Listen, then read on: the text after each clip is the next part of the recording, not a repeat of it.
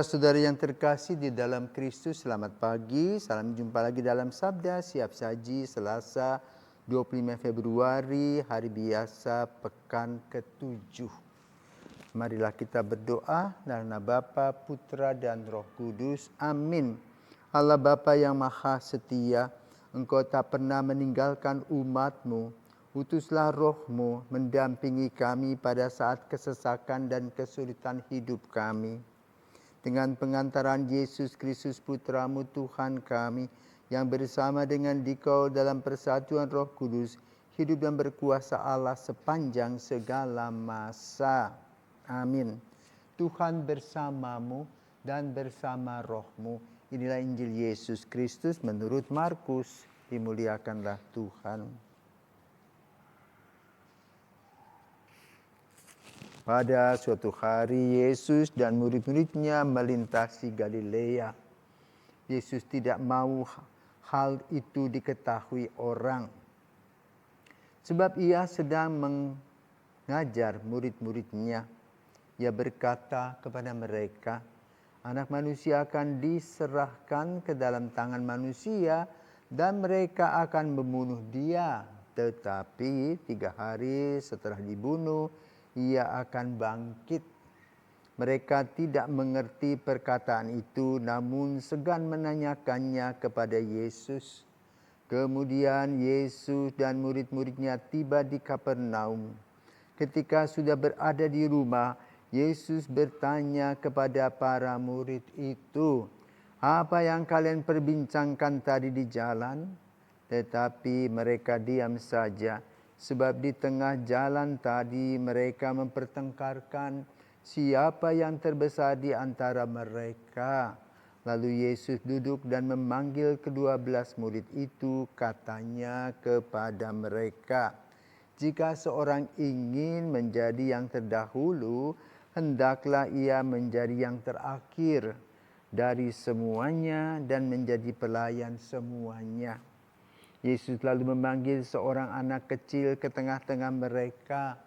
Kemudian ia memeluk anak itu dan berkata kepada mereka, "Barang siapa menerima anak seperti ini demi namaku, dia menerima aku.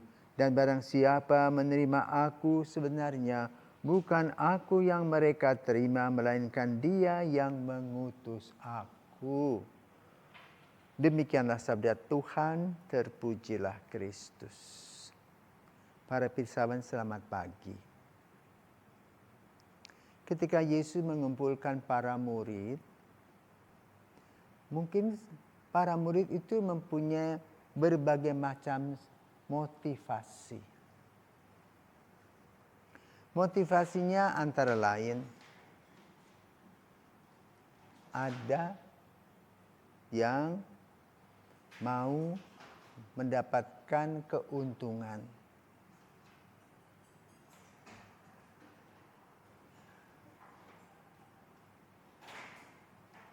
Karena itu, dalam perjalanan Yesus menyadarkan mereka untuk mengubah motivasi bila mau tetap mengikuti Yesus. Karena itu tidaklah mengherankan bila di dalam perjalanan mereka mempertengkarkan siapa yang lebih hebat satu sama lain. Itulah nafsu dunia, daging. Dan itu ada dalam diri para rasul. Jadi jangan berpikir bahwa kalau juga di dalam gereja para pemimpinnya aman-aman saja, tidak. Selalu ada gesekan-gesekan. Karena apa?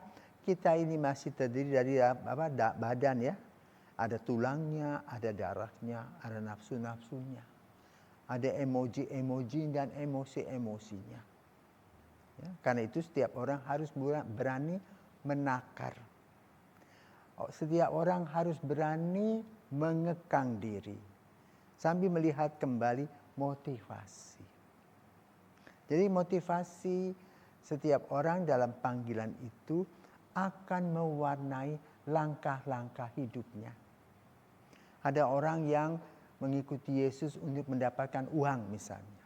Maka ketika dia punya kesempatan, uanglah yang dikumpulkan. Kalau ada hanya ingin mengikuti Yesus, hanya bisa mengumbar nafsu-nafsunya juga sama. Secara bersembunyi, diam-diam. Ketika masih dalam dunia pendidikan, seperti misalnya kemuridan Yesus, mereka belum bisa berbuat apa. Tapi ketika mereka sudah dijadikan, sudah bisa memimpin, maka tampillah ke depan. Awal dari motivasi itu kelihatan. Bagi orang yang datang dengan motivasi ingin melayani, sadar atau tidak sadar dia juga datang untuk melayani. Dan itu bisa kelihatan dari kiprah-kiprahnya setiap hari. Karena itu kalau kita perhatikan, Yesus ini seorang psikolog. Dia bisa menangkap sikap dan karakter para murid. Maka Yesus bertanya, apa sih yang kamu pertengkarkan? Yesus sudah tahu. Ya, ini gesek-gesekan. Juga mereka juga ingin menjilat Yesus. Dan sampai hari ini ada kelompok-kelompok yang menjilat pemimpin-pemimpin. Ya. Tapi juga ada yang tidak mau. Dia lurus-lurus saja mengikuti jalan Yesus. Ya. Karena itu kalau kita perhatikan, ada 3 orang yang selalu bersama dengan Yesus, itu Yohanes, Yakobus, dan Petrus. Diperlihatkan semuanya baik dan buruk. Bahkan pada Injil hari ini diingatkan bahwa Yesus ini akan menderita, akan dicemooh, tidak dihargai. Jadi kamu juga nanti akan begitu, dicemooh dan tidak dihargai, kata Yesus kepada para murid. Lalu aku juga akan dibunuh tapi 3 hari aku bangkit. Tentu para murid syok, tidak percaya. Tetapi pada waktu pengalaman itu terjadi di mana Yesus diseret di Taman Getsemani, kemudian dia di jalan salib, para muridnya lari dan takut mengalami itu. Namun sesudah itu Yesus bangkit, Yesus mengunjungi orang perorangan dan menyadarkan tentang panggilan yang luar biasa.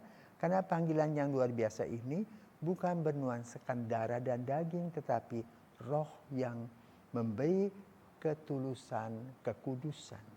Maka kemudian para murid kembali menjadi para martir.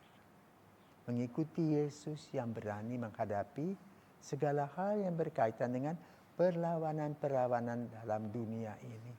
Yesus tetap mengatakan, akulah jalan, kebenaran, dan hidup. Maka kita diajarkan untuk memperbaiki motivasi kita dalam mengikuti Yesus.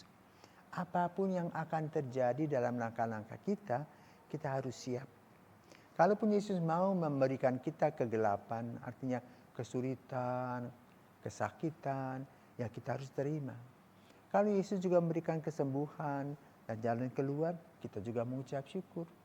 Itulah seorang yang setia kepada Yesus, dan itulah motivasi yang perlu kita perbaiki dari hari ke hari dalam kehidupan nyata sehari-hari.